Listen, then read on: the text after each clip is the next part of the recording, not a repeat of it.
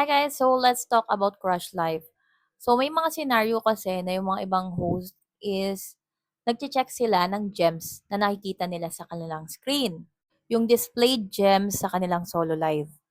So meron tayong displayed gems din sa party live.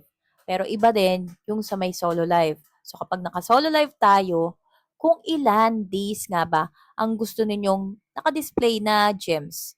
So, para maging aware din yung iba kung magkano nga ba yung nakuha ninyong gems for the last 3 days, 7 days, today, ganon. So, may time kasi na nag-message yung host dun sa kapwa ko agent regarding on this, which is akala niya is quota na siya for the basic salary. Kasi nga, nakikita niya sa may solo live niya yung gems na na-earn niya for the last 7 days. Eh, upon checking on her income is hindi pa naman siya nakakota. So, saan nga ba natin i-check kung paano i-set yon? So, syempre, kapag tayo naka-solo live, check kayo sa may lower part. So, makikita nyo yun sa may host tools ninyo. And then, click the privacy. Makikita yung contribution points or yung gems na na-earn ninyo. So, pwede nyo siyang i-edit.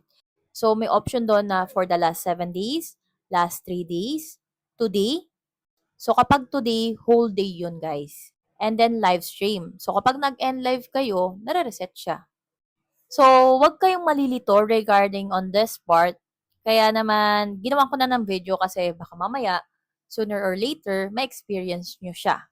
Or kaya naman is may host kayo or mga kakilala na magtanong rin ito sa inyo very soon.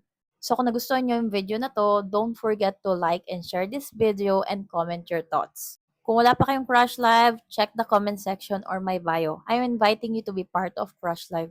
Dito, may self-gifting. Kaya hindi ka may scam. Don't forget to follow me on my social media accounts. Just search Tita Liga.